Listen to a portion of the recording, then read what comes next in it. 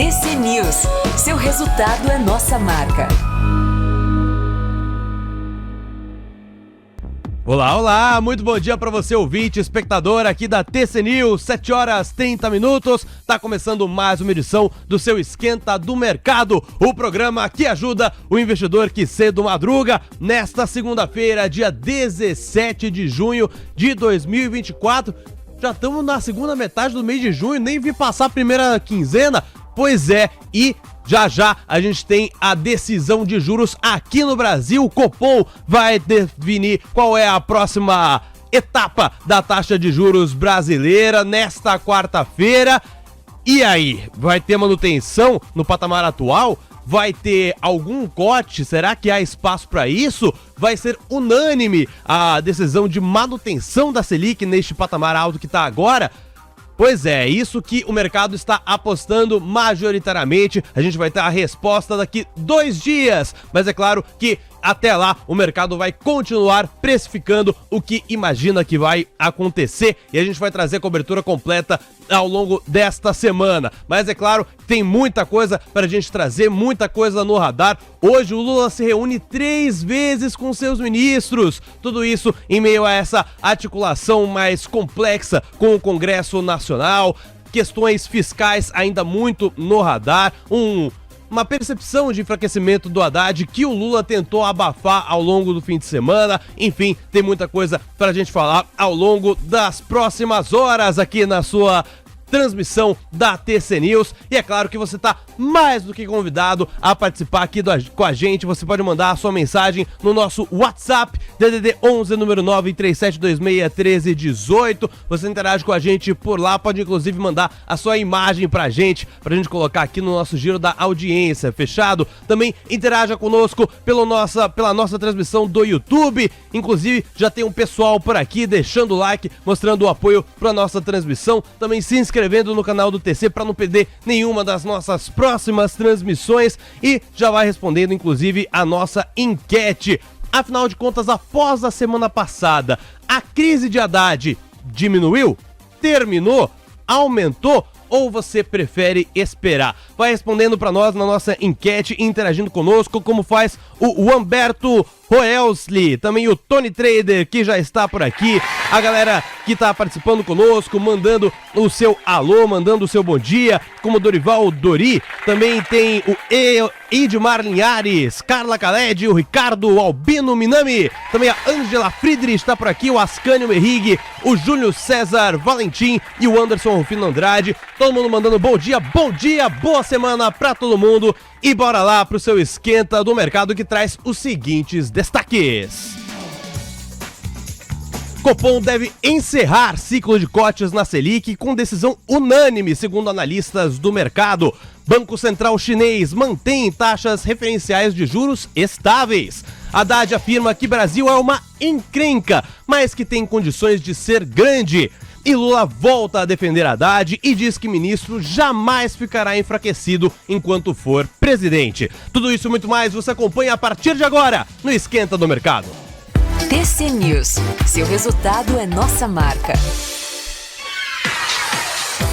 7 horas 34 minutos, bora lá porque tem muita coisa pra gente falar ao longo do nosso programa no dia de hoje. Bora esquentar esse pregão que promete. Já vamos esquentar ainda mais com a agenda do dia, afinal de contas tem vários eventos pra gente cobrir e especialmente vários eventos públicos pra gente comentar ao longo do dia de hoje. Já tinha adiantado, inclusive, que são 3 reuniões por parte do Lula que vai rolar no dia de hoje. Ele vai se reunir com seus ministros, tem uma às 9 horas da manhã, depois outra às 10h30 e também às 4 horas da tarde, e em todas elas vai ter a participação do Fernando Haddad. Pois é, mas a gente começa com balanços. Não, você não leu errado, tem alguns balanços ainda pra sair, alguns retardatários, digamos assim, né? Tem São Martinho divulgando o seu balanço e não tá errado não, no site de RI da empresa diz que é do 4º trimestre de 2024, então é isso que a gente tá colocando aí, né? Vai sair, portanto, esse balanço hoje no pós-mercado, também no pós-mercado, pelo menos essa é a previsão, vai sair o resultado de Marisa. Pois é, só agora vai sair o resultado do primeiro trimestre de Marisa, que foi adiando. E aí, será que os comprados em Marisa estão empolgados para esse balanço? Vamos ver. Às 8 horas da manhã vai sair o IGP-10 pela FGV, já referente ao mês de junho, né? Então a gente já tem a leitura um pouco mais aquecida da inflação, uma das leituras de inflação aqui do Brasil, pela Fundação Getúlio Vargas. Às 8h25 tem o Boletim Focus sendo divulgado pelo Banco Central Brasileiro. E aí às 9 horas começa a temporada de reuniões do Lula. Bom, às 9 horas da manhã ele vai ter essa reunião ministerial e eu posso até pagar quais são os nomes que estarão envolvidos dentro dessa reunião. Afinal de contas, é uma que está focada muito em articulação política do governo. O Lula tem tido bastante dificuldade para lidar com o Congresso ultimamente. E aí ele vai se reunir para ver o que eles podem fazer, qual estratégia que eles podem alterar para tentar ter um pouco mais de sucesso e menos derrotas ali no Legislativo. Então, ele vai se reunir. Tem o Rui Costa nesta reunião, o Fernando Haddad, ministro da Fazenda, Rui Costa, que é da Casa Civil, o Fernando Haddad da Fazenda, também tem o ministro da Secretaria-Geral, o Márcio Macedo, de Relações Institucionais, o Alexandre Padilha, também apagado o Padilha, né? De Comunicação Social, o Laércio Portela também, o líder do governo no Congresso, o Randolfo Rodrigues, senador Randolfo Rodrigues, o líder do governo no Senado, o senador Jacques Wagner, e também o líder do governo na Câmara dos Deputados, que é o deputado José Guimarães. Toda essa galera vai se reunir com Lula às 9 horas da manhã. E aí, logo depois, às 9h30, tem o Índice de Atividade Industrial Empire State, já referente ao mês de junho lá nos Estados Unidos. Mais uma leitura de atividade americana. Vamos ver o quão forte vai vir este dado, o quão forte ou não vai vir este dado, para ver qual que vai ser os próximos passos, quais que vão ser os próximos passos do Federal Reserve. 10h15, mais um dado da FGV para ser divulgado, dessa vez o monitor do PIB referente ao mês de abril. A gente já teve na última sexta-feira o IBCBR sendo divulgado pelo Banco Central, e dessa vez a gente tem o monitor do PIB da FGV com a metodologia própria da Fundação Getúlio Vargas. Depois, 10h30, mais uma reunião do Haddad, desta vez com a equipe econômica, no caso com o Fernando Haddad, a ministra do Planejamento e Orçamento Simone Tebet e também a ministra da Gestão e Inovação Esther Dweck. Espere que a questão orçamentária e talvez, quem sabe, os cortes de gastos estejam na pauta desta conversa entre o presidente e seus ministros. Vamos ver do que vai sair, se vai ter alguma resposta concreta nesse sentido, porque na semana passada o Haddad e a Tebet, falando os dois em necessidade de cortes, deu uma boa aliviada no estresse do mercado. Agora resta saber se efetivamente isso vai sair e quais vão ser as medidas, se vão ser suficientes para agradar o mercado ao ponto de a gente voltar a ter altas consistentes no Ibovespa, que os comprados realmente estão sofrendo. Vamos com as falas do Federal Reserve também do dia de hoje. Começa com John Williams, 1h da tarde, ou seja, acabaram os eventos da manhã, ali às 10h30 com a reunião do Lula. Aí a 1h da tarde, ou 13 horas, John Williams fala. Depois, às 2 da tarde, tem o Patrick Harker falando. E lá à noite, Lisa Cook vai falar às 10 horas da noite com os madrugadores do mercado. E aí, às 4 horas da tarde, adivinha, o Lula volta ao radar. Ele vai se reunir de novo com o Haddad. Haja reunião com o Haddad, hein? Haddad vai cansar de ver o Lula no dia de hoje. Vamos ver o que vai sair destas reuniões, tá? Para além destes eventos que estão na agenda, tem outro que não está na agenda oficial do Pacheco, porém está previsto que tenha alguma conversa nesse sentido. Ele deve se reunir com os governadores para discutir o projeto sobre renegociação de dívidas com a União. Ai, Haddad, realmente mais uma bucha para você, né? A situação tá complicada pro Haddad, né? Já tá lidando com a questão da desoneração da folha de pagamentos. O Lula virou para ele e falou: ô Haddad, isso não é problema mais nosso não. O Congresso não aceitou a nossa proposta, os empresários também não aceitaram, e quando acabar o prazo do STF, vai voltar a reoneração. Então agora tá na mão deles, a bola tá na quadra deles para eles resolverem isso. É eles que tem que apresentar um projeto. Bom, vamos ver, né? Já tinha algumas antecipações das medidas que seriam apresentadas, né, pelo Senado em geral, e o Pacheco que está tomando protagonismo nesse sentido. Eram 6 medidas que ele tinha falado, né, entre elas aprovar jogos de azar, também incluir nestas propostas aí de compensação dessa renúncia fiscal de 25,8 bilhões de reais, não é pouca coisa, né, mas tinha também a intenção de incluir vários outros projetos que já estão em tramitação no Congresso para tentar, né, dar uma compensada melhor, né, ou pelo menos incluir esses projetos para compensar essa renúncia fiscal. E por alguns cálculos aí feitos pelo mercado não seria suficiente, né? Faltaria ainda 10 bilhões de reais. Vamos ver como é que vai andar esta questão. O Pacheco que chamou a responsabilidade neste sentido, tá? Bom, falando em Congresso, a gente também tem a questão da reforma tributária, tá? 7 integrantes do grupo de trabalho na Câmara dos Deputados para a regulamentação da reforma vão se reunir para fazer um balanço das primeiras audiências públicas sobre o projeto e também desenhar um novo texto para ser apresentado. Isso deve acontecer no dia de hoje.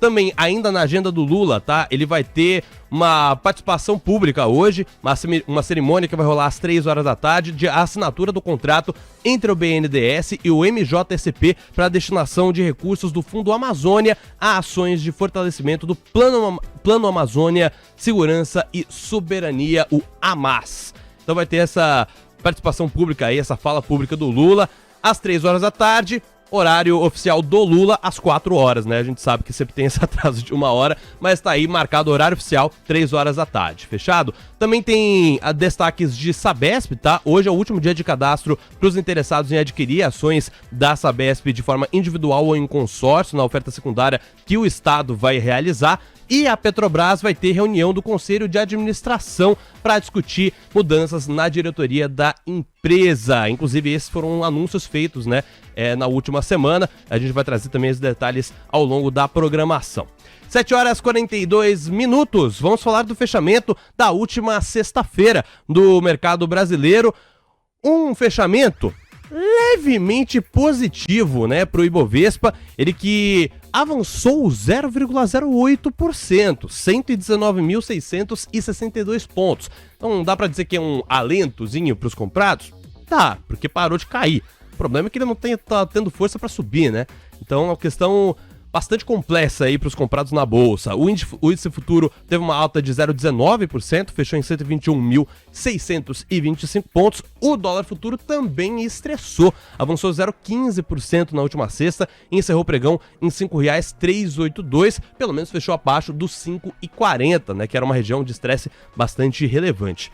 Falando da curva de juros, essa deu uma boa desestressada, né? Teve uma queda média de 15 pontos base em média, né, em todos os contratos, né, a maioria dos vértices caíram, inclusive, só o DI1F25, que já não é muito considerado pelo mercado aqui, pelo menos no nosso, na nossa cobertura, para ver a questão de aversão ao risco por parte do mercado, né, teve uma alta de 1 ponto base e meio para 10,66% ao ano, né, mas em geral, foi uma desidratada aí nos pedidos de prêmio ao longo de toda a curva. Dando uma olhada dentro da composição do Ibov, vamos para os que mais subiram e os que mais caíram. Começando com os que mais caíram, no caso, Embraer 3, que teve queda de 5,35%, R$ 37,33. Embraer que tem sido um destaque bastante positivo, né, ao longo do ano aqui na Bolsa Brasileira. Gente que fala que Embraer é a Nvidia brasileira. É difícil, né, de comparar, mas ainda assim é uma empresa que tem chamado a atenção. Na sexta-feira foi a maior queda do dia. A gente teve CSN Mineração também em segundo lugar, caindo 2,20%, fechando em R$ 4,88. E Petrobras, Petri 4, fechando o pódio dos vendidos, caindo também 2,20%, R$ 34,68. Você tá vendo aí na tela, também tem o resto do top 5, né? As menções honrosas vão aí para Gerdau, GGBR4, que caiu 1,90%, e JBS, que teve recuo de 1,55%. Na ponta positiva, maior alta foi de Vamos, 5,94% de avanço na última sexta. Muito boa performance no intradiário para Vamos. A empresa de logística fechou em R$ 7,31, os papéis Vamos 3. CVC também apareceu por aqui, 4,15% de alta na última sexta, fechou em R$ 2,01. E fechando o pódio dos comprados, MRV, que avançou 3,63%, encerrou o pregão aos R$ 6,85. Na menção honrosa, quarto lugar e quinto lugar ficaram com Pets e Totos. Pets que avançou 3,55% e TOTOS que teve alta de 3,38%. Vamos ver como é que vai ser a performance ao longo do dia de hoje. Vamos ver também qual é que vai ser a perspectiva do Boletim Focus, que vai sair já já. Qual é a expectativa do mercado, né? A expectativa é que efetivamente comece a precificar uma Selic um pouco mais alta, né? Afinal de contas, essa é a expectativa da maioria dos analistas de mercado de que o Copom mantenha a Selic neste patamar de 10,5% que está agora. Muito bem, são 7 horas e 45 minutos. Vamos com o noticiário então, vamos começar falando justamente disso, né? O mercado esperando que o Copom encerre o ciclo de cortes na Selic. Apenas 9,32 ou 9 das 132 instituições consultadas pelo Valor Econômico esperam redução de juros na reunião do Banco Central desta semana. Então, teve, né, a piora das expectativas de inflação, depreciação do real, levando o dólar novamente para a faixa dos 5,40 aí ao longo da última semana. Na última sexta-feira fechou abaixo disso, né, no 5,38, mas ainda assim dão força para uma visão de encerramento do ciclo de afrouxamento monetário no Brasil. Para ampla maioria dos participantes do mercado financeiro, a Selic deve permanecer estacionada nos 10,5% na decisão desta quarta-feira. Das 132 instituições financeiras consultadas pelo Valor, apenas 9 ainda vêem espaço para um corte de 25 pontos base ou 0,25 ponto percentual no juro básico nesta semana, e a mediana das respostas para a Selic no fim do ano tampouco contempla um cenário em que os juros serão reduzidos no Brasil. Pois é, apenas 33 casas, que é exatamente um quarto dos participantes, projetam que o Copom vai retomar o ciclo de afrouxamento ainda em 2024. Então, uma situação cada vez mais complexa, ainda mais de aversão ao risco, pelo menos na visão dos analistas, né, das instituições consultadas pelo Valor, expectativa cada vez mais de que o Copom efetivamente encerrou o ciclo de afrouxamento monetário, pelo menos neste ano, né, e aí a gente vai avaliar ao longo do resto do ano como que vão estar as expectativas de inflação, se isso vai dar confiança o suficiente para o Banco Central brasileiro voltar a cortar as taxas de juros, para voltar para um patamar de apenas um dígito, né? Que é a expectativa, inclusive ainda é a expectativa do Boletim Focus pelas últimas leituras, né? Pelo menos ali para 2025 ainda se espera alguns cortes de juros, talvez que não aconteçam neste ano, mas que voltem a acontecer no ano que vem. Bom, vamos seguir então com o nosso noticiário, vamos falar da China. Né, vamos passar rapidamente pelo internacional e aí na sequência a gente volta aqui pro Brasil, afinal de contas estamos aqui. Vamos falar da China, porque o Banco Central manteve as taxas referenciais de juros estáveis por lá. Lembrando, a decisão de juros do Banco Popular da China vai acontecer só ao longo da semana, só na quarta-feira, né? Vai sair o Copom na quarta-feira e na madrugada, né, na virada do dia, vai sair a decisão de juros na China, tá? Só que tem uma decisão que ocorreu na noite de ontem para nós, né, na manhã de hoje para eles, e basicamente teve a manutenção, então manteve as taxas de juros referenciais da economia inalteradas nesta segunda-feira, indicando uma provável manutenção da taxa básica de juros nesta semana, que é justamente essa decisão da quarta-feira. O PBOC injetou 182 bilhões de yuanes, que seria o equivalente a 25,09 bilhões de dólares em liquidez no sistema financeiro por meio da sua linha de crédito de médio prazo, ou MLF, que vai cobrar dos bancos uma taxa de juros de 2,5%, que está inalterada em relação à operação anterior. Então, essa decisão de manter esta taxa em específico inalterada, né, traz a expectativa de que não deve ter também alteração na quarta-feira, portanto. O Banco Central também ofereceu 4 bilhões de yuans em recursos aos bancos, a uma taxa de juros de 1,8%, também inalterada em relação à operação anterior, por meio das operações de mercado aberto, que são conhecidas como recompra reversa, ou a repo, de 7 dias. Fechado? Então, a gente vai ter essa decisão de juros na China, também teremos decisão de juros na Inglaterra ao longo dessa semana, vai rolar na quinta-feira. Então, algumas decisões de juros vão rolar. O Fed acabou adiantando a decisão dele, que poderia ser, né, inclusive nessa semana, para a semana anterior ou para a semana passada, por conta de um feriado que vai rolar na quarta-feira nos Estados Unidos. Então, por isso, houve este adiantamento da decisão de juros americana. fechado. Então, tá aí, manutenção da MLF indica que as taxas básicas de juros provavelmente serão as mesmas do mês passado, isso porque os bancos estabelecem as taxas de empréstimos usando a MLF. Vão ser divulgadas essas LPRs na quinta-feira, que vai ser, na verdade, na virada do dia, né? Muito bem, seguindo ainda na situação internacional, vamos falar da França.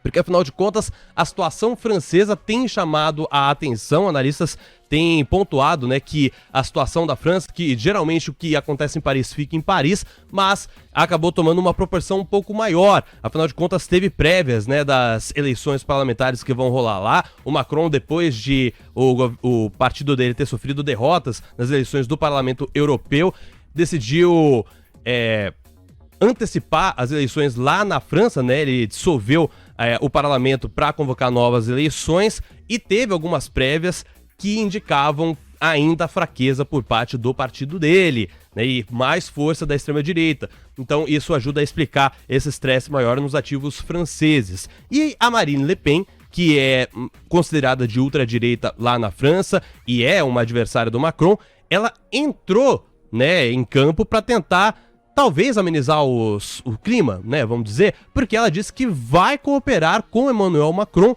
Líder da extrema-direita francesa busca uma maioria no parlamento, mas fala em respeito às instituições e cooperação com o presidente. Tá aqui ela falando, né, eu tenho respeito pelas instituições e não vou apelar ao caos institucional. Ela disse ao jornal Le Figaro. Haverá apenas coabitação. Então a Le Pen tem essa estratégia de atrair os eleitores tradicionais à medida em que quer consolidar uma maioria no próximo parlamento. O seu grupo, que é o Rally Nacional, já está a caminho de se transformar no maior partido do país, uma perspectiva que alarmou os investidores e parceiros internacionais da França. A Le Pen diz que, se conseguir formar essa maioria, seja apenas com parlamentares do Rally Nacional ou com aliados, ela lideraria a bancada parlamentar. Já o líder do partido, o Jordan Bardella, de 28 anos, se tornaria o primeiro-ministro e as eleições de 2 turnos se encerram em 7 de julho, né? Vão ocorrer, portanto, aí justamente na virada, né, do primeiro para o segundo semestre lá na França. E aí, apenas para contextualizar, a França mergulhou nesse caos político desde que Macron dissolveu a Assembleia Nacional há uma semana, depois de sofrer uma pesada derrota para Le Pen nas eleições para o Parlamento Europeu. Então a gente vai ficar de olho nessa questão da França. A França, que junto com a Alemanha são as principais economias ali da zona do euro, e uma situação um pouco mais incerta na França, contrata algumas inseguranças, algumas desconfianças, algumas incertezas em relação ao país e acaba impactando não só a Bolsa de Paris, né, o CAC 40, o índice que a gente acompanha aqui, mas também a cotação do euro contra o dólar. A gente viu uma queda, inclusive, nesse sentido, o euro voltando para $1,07. Bom, muito bem, são 7h53. Mandar um abraço pro pessoal que ainda está aqui com a gente. Eu ainda vou seguir no nosso noticiário já. Só mandar um abraço pro pessoal que está acompanhando a nossa transmissão. Tem a Marilene Oliveira de Rosário participando, mandando bom dia. Bom dia pra você também, Marilene. Quem mais? O Cleiderson Neso, o Alu ou Olu participando conosco. Quem mais? O Niellington 5 participando conosco, o Jean Boeira, também a Bolsinha de Valores. Bom dia, Diego Gato, bom dia, muito obrigado pela parte que me toca. A Manu também tá com a gente, o Mar Vermute também participando conosco, o Bielt Gamer, o Paulo César Santos, fala Paulo César, bom dia. O Renato Santana, também o Anderson Fino Andrade, todo mundo mandando o seu alô aqui na nossa transmissão e deixando o like, quase 500 simultâneos aqui na nossa transmissão. Muito obrigado a todo mundo pelo prestígio ao nosso trabalho. Bom, vamos falar aqui da situação brasileira agora. Por quê?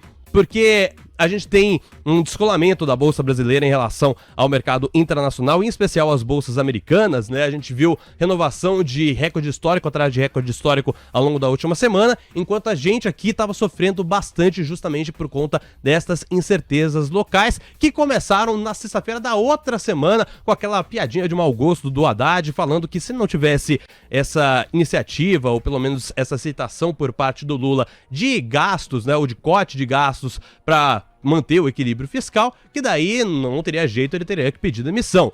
Pra ele foi uma piada, só que o mercado não gostou nem um pouco, né? E aí tudo isso acaba afastando ainda mais os estrangeiros daqui do Brasil. Questão fiscal e ruídos políticos entram no radar e reduzem o otimismo com o país. E aí tem este ponto aqui que é bastante relevante. Como resultado, o Ibovespa recuou 1,40% naquele dia, ou seja, Isso foi na quarta-feira, né? Na sessão da quarta-feira da semana passada. Ruídos políticos, sinais de um suposto enfraquecimento do ministro da Fazenda, falas consideradas pró-gastos por parte do Lula naquele evento com investidores do Oriente Médio. Isso resultou, portanto, numa queda de 1,40% no Ibovespa. E os estrangeiros realizando saques líquidos de 3,08 bilhões de reais no mercado secundário, que são ações já em circulação na Bolsa Brasileira, ampliando o déficit anual deste grupo para 43,12 bilhões. Isso mostra o quanto que a nossa bolsa é muito dependente do investidor gringo, e o gringo saindo daqui, é complicado a gente ver o Ibovespa voltando para os 120 mil pontos, né? Por isso que a gente vê essa fraqueza, né? Mesmo com o Ibovespa subindo um pouco, ou pelo menos estacionando aquela sequência de quedas que a gente via, né? Com algumas lombadas no caminho, é claro, mas uma sequência, uma tendência clara de queda pro Ibovespa. Na sexta-feira que a gente falou, agora vai!